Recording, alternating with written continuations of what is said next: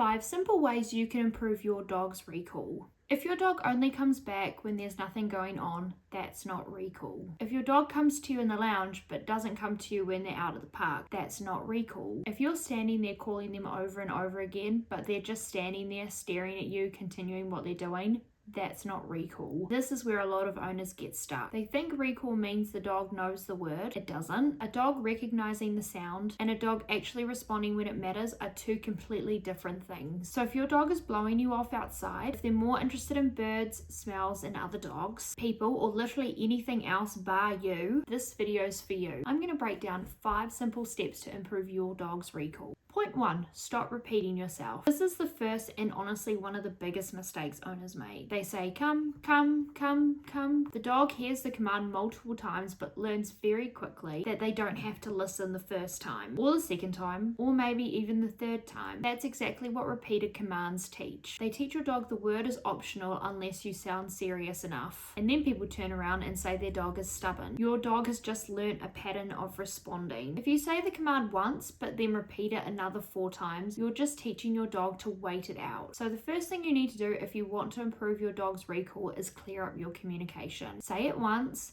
and follow through. Now, follow through might look different depending on the dog you're working with and where you're at, but the point still stays the same. Don't give the command if you're not prepared to back it up. And the word only matters if your dog actually understands what it means. You can't be annoyed at your dog for not recalling if you haven't properly taught it. So before you get stuck repeating your commands, ask yourself a few honest questions. Does my dog truly understand the cue? Have I taught the command in more than one environment? Can my dog physically do what I'm asking of them? Is the environment suitable to ask my dog to recall in? If the answer is no, that's not disobedience, that's poor setup. But if your dog does understand the command and it's an environment that they're able to work in, stop repeating yourself. One cue, then follow through, and that's where clarity starts. Point 2, use a leash or long line if your dog ignores you. Your dog should not have the option to ignore you when you're teaching recall, and that's where the long line comes in. And inside the home, if you need it, that's when you're going to use a leash. Because if every recall attempt turns into a gamble, you're not building reliability. If your dog sometimes comes back, sometimes they don't, sometimes you repeat yourself, or sometimes you give up, that's just a mess. And the long line helps clean this up. This means that your dog is not able to ignore you when they learn what recall actually means, or if you're having to reteach a reliable recall. It means you can say the cue once and make sure it actually happens. Your dog starts learning that recall is not optional, that's not harsh, it's clear. And clear is kinder than you getting angry while your dog practices ignoring you. And this also matters in the house. You can't expect great recall if you have no follow through in the home. If you can't get your dog to come off the couch, away from the back door, or out of the kitchen, or back to you in the hallway, why would they suddenly become reliable around birds, smells, and other dogs around? A leash in the house can make sure that you follow through with your commands. The leash isn't supposed to be there forever, but it's there to help while building good habits. Because the more your dog practices ignoring you, the more normal that becomes. And once ignoring you becomes a regular pattern of behavior, it gets much harder to fix. So stop giving your dog endless chances to get it wrong and set them up to get it right. Point 3, start in quiet environments and build up properly. This is another massive one. Owners want to skip steps. They'll teach their dog recall in the backyard for 2 days, then head to the busiest park in the area and act shocked when the dog doesn't respond. Your dog's recall has to be built through layers. We start in quiet environments first, low distraction. We start in places where your dog can actually think, and this will allow you to build on the behavior. Then as your dog becomes more responsive and more reliable, you are slowly going to increase the difficulty, because every successful repetition builds value in the command. Every failed attempt chips away at it, and that's where owners get confused. They say, my dog knows recall. No, your dog understands recall in one context, and that's different. Recall in the house is not the same as recall on the beach. Recall in the backyard is not the same as recall around another dog. Recall at 5 meters away is not the same as recall at 30 meters away. You have to teach your dog through different pictures, different distances, different levels of arousal, and different levels of distraction. And as you increase the challenge, your reward and clarity needs to stay high. So if your dog is failing, instead of getting frustrated, ask, where did I make it too difficult? Drop the distraction level, shorten the distance, get more repetitions in a place where your dog can can win and then build it back up. Point 4, sort out your boundaries and thresholds. Now, this one's not talked about enough. If your dog can't regulate themselves around the front door, the back door, the car door, or the gate, do not expect them to be able to recall in bigger distractions. Thresholds tell a lot about your dog. Can they listen? Can they hold themselves together around these thresholds? Can they listen to you when something exciting is right in front of them? Because that's what recall needs. Recall is not just your dog hearing a word. It's about them disengaging from what they want and to choose you instead. If they can't do that at the front door, why would they do that chasing a smell across a reserve? Having these threshold regulations allows you to teach your dog to engage and respond to you when they want something. It also teaches them to regulate their arousal around boundaries. So if your dog is barging through every threshold, dragging you out of the car, or mentally gone as soon as you open something exciting, that's exactly where you need to clean up. That's where impulse control starts. Not because boundaries are recall, but they're a part of the foundations to it. It helps teach your dog emotional regulation, responsiveness, and attention to you. Again, you can use a leash while teaching this. Help your dog get it right, slow it down, create a dog that can think before they move. Everyone wants off-leash freedom with their dog. This is a part that owners miss completely. They want a dog that can come back, but they've not really built much reason for their dog to do it. The environment is paying better than they are. The birds are more exciting. The smells are more exciting. The other dogs are more exciting. The whole outside world is more rewarding than the owner. And they wonder why their dog's recall falls apart. You need to become more relevant, and 2 simple ways to do that is through feeding and play. First, stop making every meal free. I'm not saying your dog shouldn't eat from a bowl again, but if you want a dog that values working with you, start feeding more from your treat pouch. Get your dog starting to earn their food through engagement, through training, and through choosing you. Build a habit that good things come through you. Instead of your dog just waiting for the bowl to appear, they'll start paying more attention to you. And no, that doesn't mean starving your dog. It means getting smarter with how you use what your dog already gets. Second, play with your dog. And I mean actually play with your dog. Not just letting them wander around doing their own thing, not just throwing a toy and zoning out. I mean proper interaction like tug,